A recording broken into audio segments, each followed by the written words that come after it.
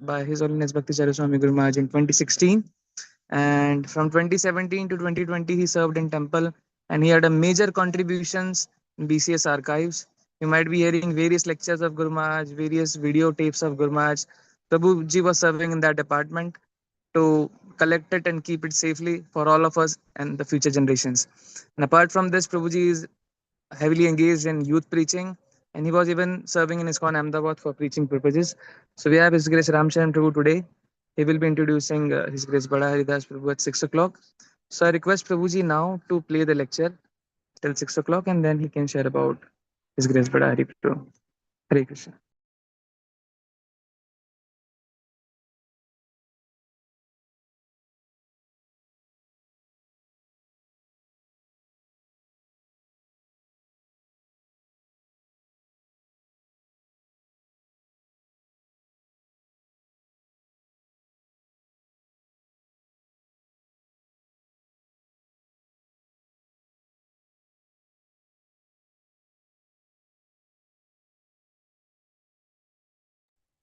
The Krishna Prabhu had undergone, the sound is not coming.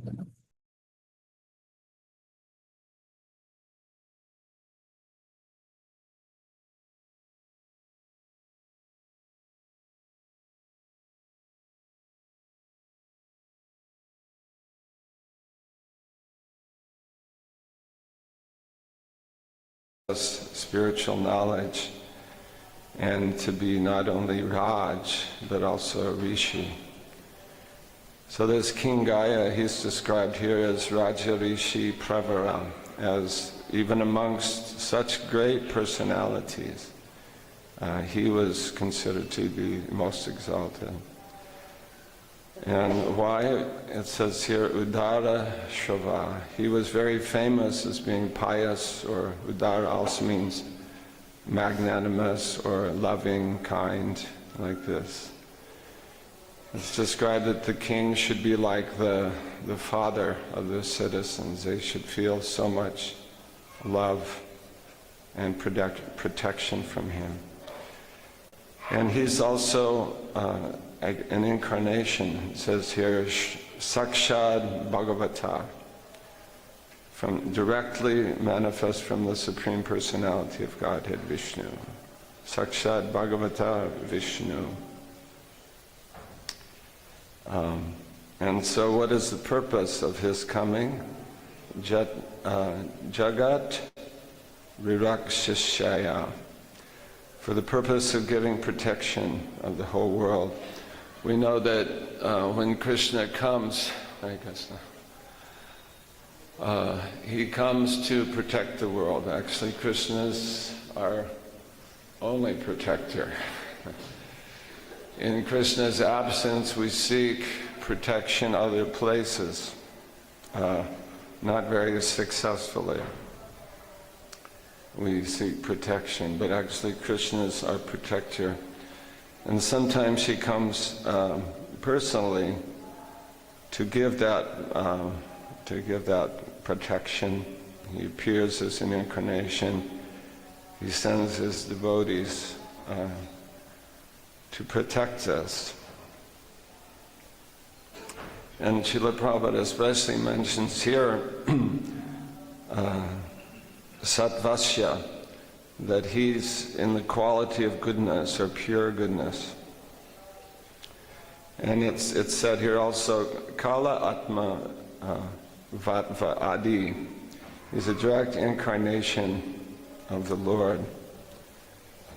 So by these symptoms, therefore, he's called Mahapurusha, like this, a great personality. So Srila Prabhupada, especially in his purport, mentions this quality of sattva, or Vishuddha sattva, as the quality by which we can understand. I'll just read this again.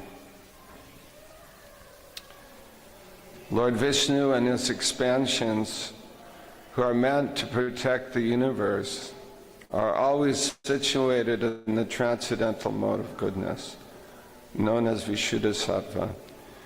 Being the direct expansion of Lord Vishnu, King Gaya was also situated in the Vishuddha sattva. Because of this, Maharaj Gaya was fully equipped with transcendental knowledge. So,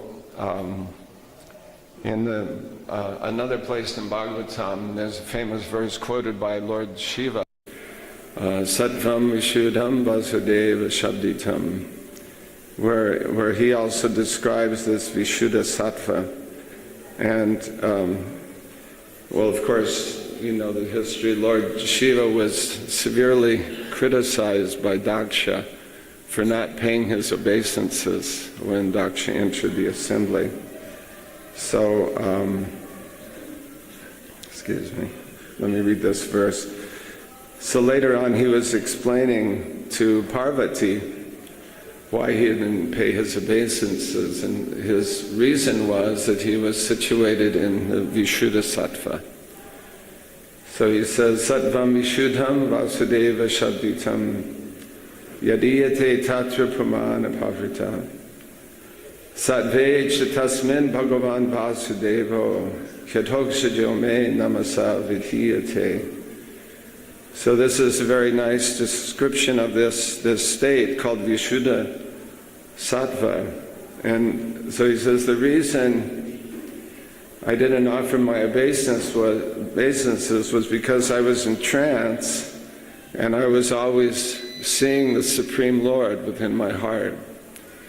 I was in the samadhi. Srila Prabhupada comments in the purport there that this samadhi is not under the control of the devotee. It's actually controlled by the Supreme Lord. So Lord Shiva was in such a state, and Yadhokshajo me namasa vidhiyate. So therefore, in that state, I was always offering my obeisances under the Supreme Personality of Godhead. In this state of Vishuddha Sattva, I'm always seeing the Lord by His grace. He's appearing to me. And therefore, in my heart, I'm always offering my obeisances unto Him. So it's not true that I didn't offer my obeisances to Daksha, because I'm always offering my obeisances all the time. So this is Jai Shri Gaurnitai Ki Jai, Shri Krishna Balaram Ki Jai, Shri Radha Shyam Ki Jai. So this is the situation of the devotee, and our goal as Krishna devotees is to come to the stage of Shuddha Sattva, or pure goodness, so that we can understand Krishna, because He can only be understood in the pure situation. As long as our hearts are unclean, we can't actually understand Krishna. We can read about Him, we can hear about Him, and of course these activities are purifying, but the actual realization of Krishna comes when our hearts are completely pure. Therefore our main goal is, our preliminary goal is to become purified. The activities of Krishna consciousness are to purify the heart and to awaken us. In an awakened state, then naturally we see Krishna. Srila Bhakti Siddhanta Saraswati Thakur describes in the chanting of the holy name, actually there's a very nice letter where he describes the chanting, and he says, when you start to chant without offense, you will be convinced that all perfection comes from chanting the holy name. Something nice to consider. When you start to chant without offense, you'll be convinced that all perfection comes from chanting the holy name. So generally we chant with offenses, and because of such offenses, sometimes devotees get not much taste from the chanting, and even they may be inclined to give up the chanting, which is a great misfortune. But Bhakti Siddhanta says that if we chant, if we endeavor to give up offenses in our chanting, then we get purification from this, we get realization, and therefore he says that we will be convinced that all perfection comes from chanting of the holy name. Then he begins to explain that when we chant the holy name, first of all, there's awareness of the soul as being different from the body. That's the preliminary stage, is the awareness that we're not this body. It's interesting, of course, the beginning of Bhagavad Gita, Krishna explains this simple understanding that we're spiritual beings, that we're different from this body. But Baladev Vidyabhushana, in his commentary on this section, he says that generally people cannot understand this. What to speak of understanding Krishna, seeing Krishna, we can't even understand that we're spiritual beings. And without understanding this, there's no question of understanding Krishna. Therefore, Krishna gives this instruction first, all of these instructions about that we're spiritual beings, we're not these material bodies. And then, Baladev, so at the conclusion he says, Ascharyavat paschati kaschat enam. Some fortunate person can actually see the soul, they can actually understand the soul. And so there's Acharyavat. So who is this fortunate person who can understand this? So Baladev Vidyabhushana says it is one who is pure in heart and who has the blessings of a pure devotee. That's that fortunate person. Otherwise, what is it? Naveda kaschat. One cannot understand. So, understanding that we cannot understand what he just said in the first few verses, Krishna speaks the rest of the Bhagavad Gita. So that hopefully one day we can understand that. Through the process of Bhakti Yoga, then we can become purified and we can get the blessings of our spiritual master, and then we can come to this stage which is described in this verse, Sattvam Vishuddham Vasudeva Sabditam. And in that stage the Supreme Lord is revealed. So continuing on in this, explaining this in a different way, Srila Bhakti Siddhanta describes how when we chant the holy name, the first installment is that we become aware that we're spiritual beings. Actually, in another place he says that the holy name actually enters this world through the heart of a pure devotee. And the pure devotee chants the pure holy name, just like Srila Prabhupada chanted the pure holy name. And from his heart, the holy name becomes manifest. So the holy name is not a material sound vibration. Actually, the holy name is sung by the pure soul. It's the spiritual vibration. It also manifests itself, or can manifest itself, outside in a form that we can hear and that we can sing. But primarily, the sound, the actual incarnation of Krishna as the holy name is a spiritual vibration. So, and that vibration awakens the soul. So Srila Bhakti Siddhanta says that it awakens the soul, first of all, to the awareness that I'm different from this body. And as we go on chanting, then we become aware of our form. And when we become aware of our particular form, that attracts us to a particular form of Krishna. This is further down the road, but it's nice to hear these things, how it unfolds. And then our qualities, our spiritual qualities become manifest, and due to our particular qualities, then we become attracted to particular qualities in Krishna. And in this way, and then our spiritual activities become manifest, and we become aware of Krishna's pastimes and activities.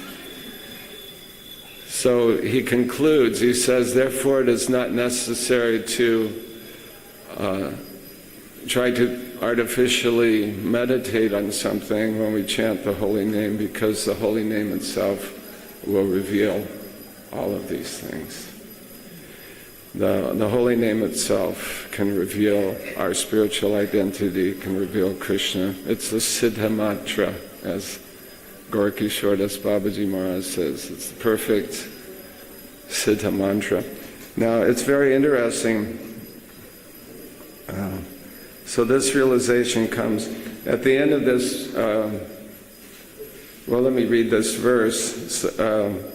Lord Shiva is describing this Shuddha Sattva, and he says, I am always engaged in offering obeisances to Lord Vishnu in pure Krishna consciousness.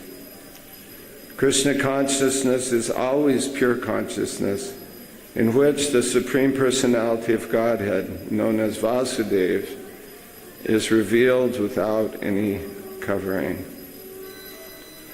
So at the end of this purport,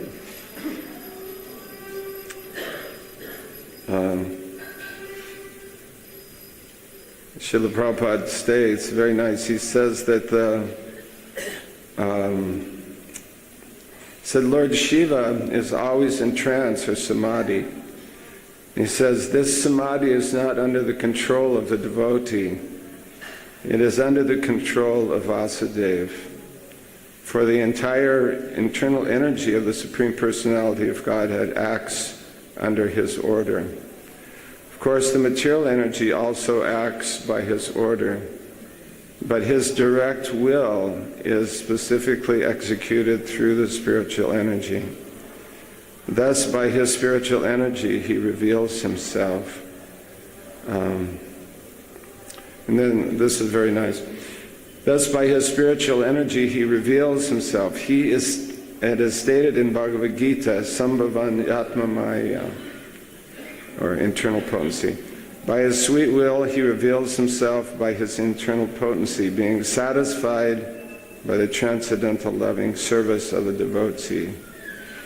So then, Prabhupada, so that the devotee just wants to serve Krishna. He never demands that Krishna, let me see you, let me try to see you. Actually, Bhaktisiddhanta Saraswati Thakur, and many times in his writings, he says we can't see Krishna. Even if we go, he would sometimes chastise his disciples. They would say, you know, I'm going to see the deity. And he would say, what will you see? You will see only stone or metal. How will you see the deity? And he tried to give us this idea that we are to be seen by the deity, and that is actually seeing. When Krishna sees us, that is a very powerful thing. So we want to feel that we're being seen by Krishna. Actually, he is seeing us. It's simply an awareness on our part that Krishna is seeing us. I was noticing, have you seen they take these chilies and a lime and they hang those from different places? This is to protect from the evil glance, right? I forget the word that's used. So people it's a little bit of a superstition, although there's some truth in it, because there are powerful persons, and when they look at you enviously, it can be very detrimental to your life. So practically every culture has some awareness of this and some symbol or something like that to protect from the evil eye, right? You've seen? So the glance is very powerful. Even a material evil glance can be a little powerful. So how powerful is Krishna's glance? So Bhakti Siddhanta Saraswati Thakur always said that we should not endeavor to be a seer, because generally the seer means that we want to enjoy what we see, but we should endeavor to be seen by Krishna. Prabhupada would also quote him in this. He would say, don't try to see Krishna, but try to act in such a way that Krishna will want to see you. Because, and Srila Prabhupada would comment that he never felt alone in his preaching, because he always felt that his spiritual master was watching over him. He didn't say, I'm seeing my spiritual master. He said, my spiritual master is watching over me. So that's the feeling of the devotee, that I may, just like Prabhupada said in one address, he said, I have no opportunity for direct service for the coming crores of my birth. I may not have that opportunity.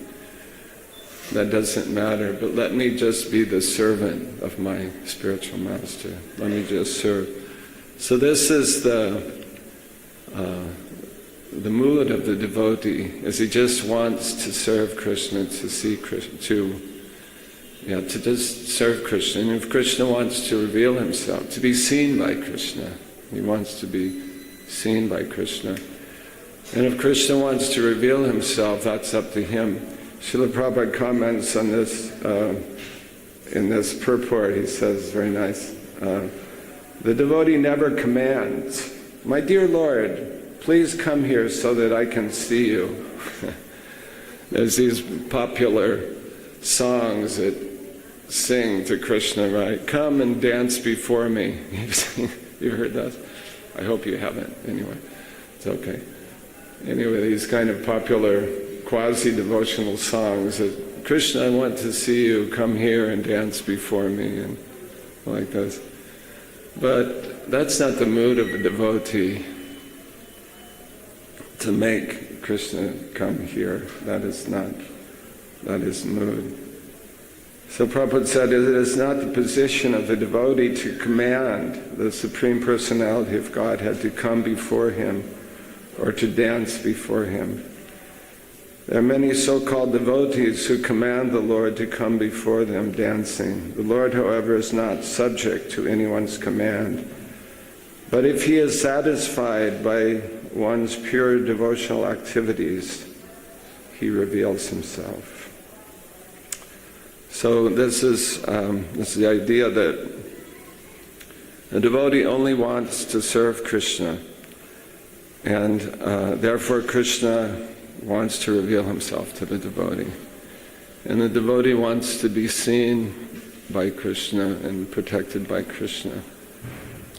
So therefore, Prabhupada says here in this word, in this verse, the word adhokshaja is used. So it indicates the activities of our material senses. This is interesting. So atashi Krishna namadi nabhave grayam indriyai sevanmukhi jivado swayameva sparatyada. The name of Krishna, Sri Krishna namadi, his pastimes, his activities, his form, nabhave grayam indriyai, they cannot be understood with our material senses. We can't put Krishna under a microscope or see him through a telescope. There's no possibility that our material senses can understand or approach Krishna. But sevanmukhi jivado, if we serve Krishna, again, by chanting Krishna's name, we should always consider that when we're chanting Hare Krishna, that this is a service, we're serving Krishna, we're trying to serve Krishna. We shouldn't have another purpose in our chanting. Our only purpose in chanting Hare Krishna is to serve Krishna. So if we're actually serving Krishna by this chanting, Sevanmukhi Jivado Swayameva Spratuda, then he, being satisfied, as Prabhupada says here,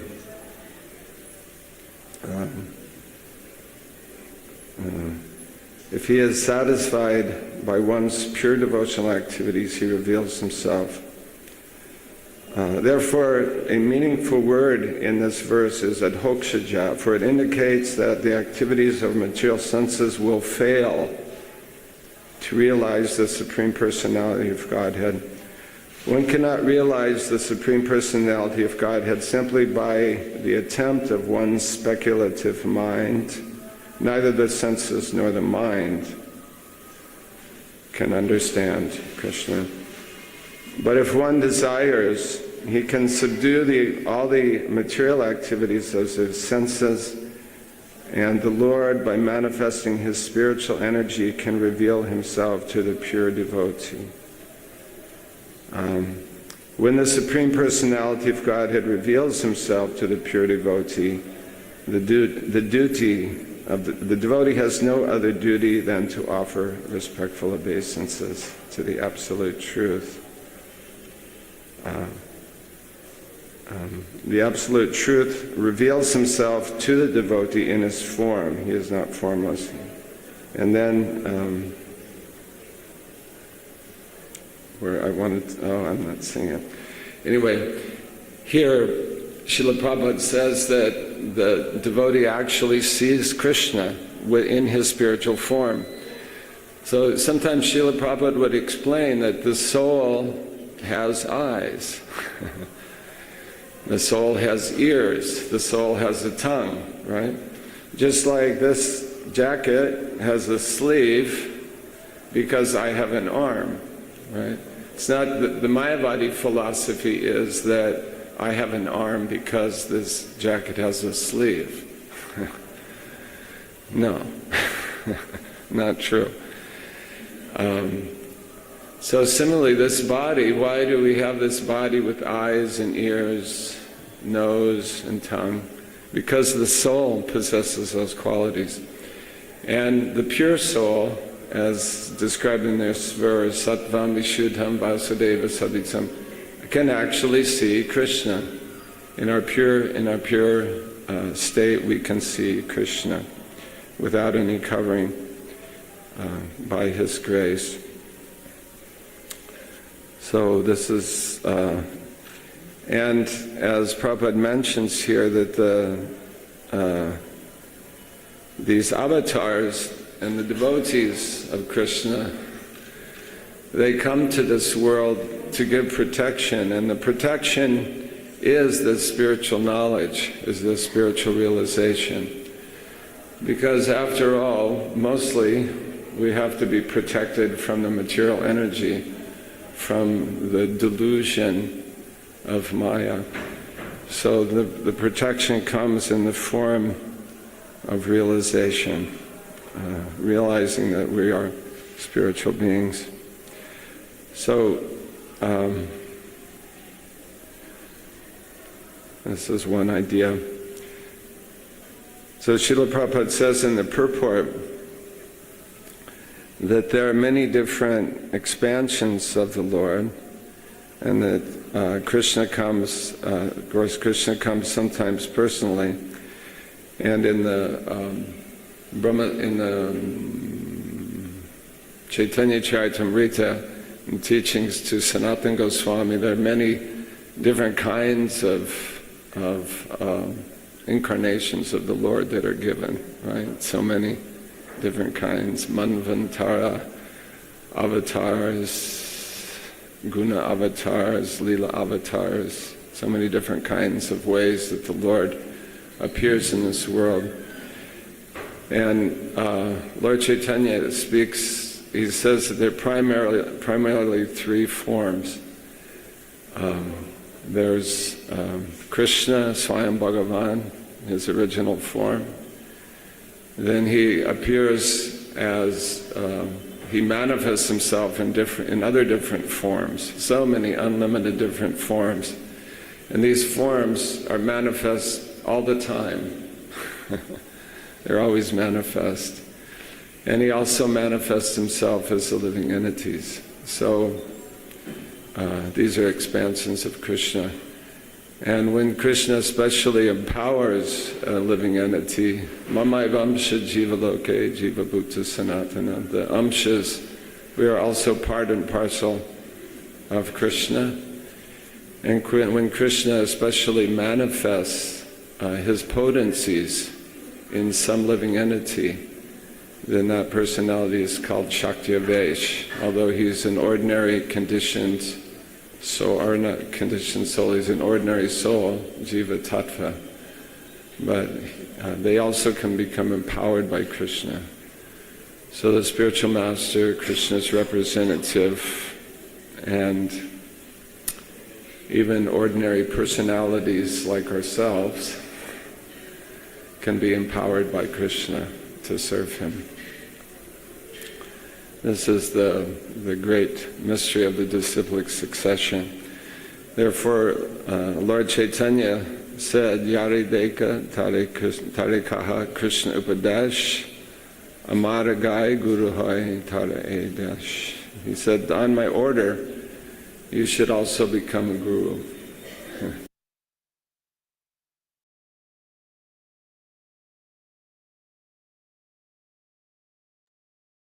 हरे कृष्णा। आप सभी को ये lecture समझ में आया?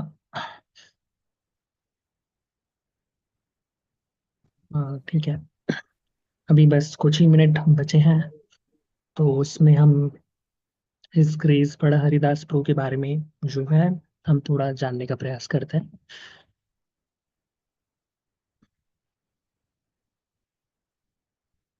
ज्ञानातिमिरन्दस्य ज्ञानाञ्जनशलाकया चक्षुरुन्मिलितं येन तस्मै श्रीगुरवे नमः। ठीक है, तो हम प्रभुपाद और इस ग्रेस बड़ा हरिदास प्रभु से प्रार्थना करते हैं कि हम उनके जीवन के बारे में कुछ बता सकें, चर्चा कर सकें अपने शुद्धिकरण के लिए। तो बड़ा हरिदास प्रभु, बड़ा Haridas Ramchandra ji, Rosie, can you Yeah. speak in English? Sorry, I just Yeah. forgot to let it. Yeah. So thank you very much. Yeah. So we'll just discuss a few minutes about His Grace Bada Haridas Prabhu. His Grace Bada Haridas Prabhu, we may be knowing him or not knowing him, but everyone is hearing his kirtans many a times. And like in the recent years, he had been very famous, like with travels and mainly in Sadhu Sangha festivals. So like we have got Kirtan Mela festivals in Mayapur. In the same way, there is yearly Sadhu Sangha festivals, which is organized by ISKCON United States of America, ISKCON USA. And there you can find him with His Holiness Indridumna Swami Maharaj and other His Holiness Radhanath Swami Maharaj. And he was like, he used to also travel sometimes with His Holiness Bhakti Swami Guru Maharaj. So, and many times you can see him in Kartik festival. So, like he's now like seeing to his like earlier education and how did he started. So like he was already into music from very starting, and he like came in Krishna consciousness around 1970. And 1975 he got initiated by Prabhupada, and he joined Los Angeles Temple as a full-time devotee. Now like residing there, he was like going more and more deep into kirtans. Like there is a very famous shlok Shravanam, Kirtanam, Vishnu, Smaranam, Padasevanam. Right? So a devotee has to master one of the arts, and he has mastered the art of singing and chanting Hare Krishna. Now, by 1981, he decided to move into Grihastha ashram, and by the blessings of God brothers and other devotees, he married Kausharupa Mataji. And by 1981, they were diving more deep in this field of kirtan, and he mentions in one of his interviews that when he came in Krishna consciousness, he joined temple in Los Angeles in 1975. So he gave up all Western music and all things. And after coming in Krishna consciousness, he started learning classical music. So it is something remarkable. A Westerner, he's learning classical music. And Prabhuji, he has also secured undergraduate degree for music composition from Southern California. And he has also received a scholarship for his studies in music composition from Switzerland. Right? So he is already a very renowned singer, and he has got his own studios also. He is having his two daughters, Malini and Gauramani, and they both are into good music. And Malini, she started recording her own songs, devotional songs, of course, from the age of 4, right? And whatever kirtans Prabhuji sings, like it is not into jazz or pop and other things, but it directly enters and touches our heart. That is the quality of the singing that is coming from the lotus mouth of such a pure devotee. And he told one very good point, and that we have heard also many a times from Prabhupada Bhakti Siddhanta Saraswati Thakur, that how Krishna is interested to see his devotee. Rather, a devotee should not be interested in seeing what he will see, he will just see the stone. But you should act in such a way that Krishna should be interested to see you. So there are many Prabhupada disciples, there are many devotees, but there are very few devotees whose heart and whose kirtan touches our life. So with regard to his musical endeavors, while searching about him, I hope the screen is shared. So in the starting of 2025 only, he has launched one of the sites that is called as artofkirtan.org. And it is a site where you can learn Kartal courses, Kirtan courses, harmonium courses, Mridanga courses, and there are many other courses that they are bringing with the help of other devotees like Sri Prahlad Prabhu, Vishwambar Prabhu, right? And some courses are free, some courses you can purchase, and it can really contribute uh, to their lives and other things. So it is a must website, artofkirtan.org. And at the same time, her wife, Kausharup Mataji, she also started a NGO for teaching Vaishnav arts to the Western world, to the Western kids. In 1998, she started, right? And if you want to get in touch and get more updates about Bada Haridas Pro, so he launched his personal website almost in 2022. So this is the site where you can get more information, regular newsletters about Bada Haridas Prabhu. So both these websites are continuously updated, and the devotees can take advantage of it. What we understand from his life is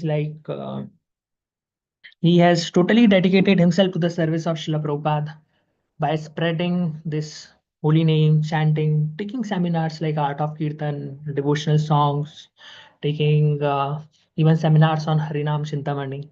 So in this way, His Grace Bada Haridas Prabhu, even at the ripe age of 75 now, 75 in 2025 years.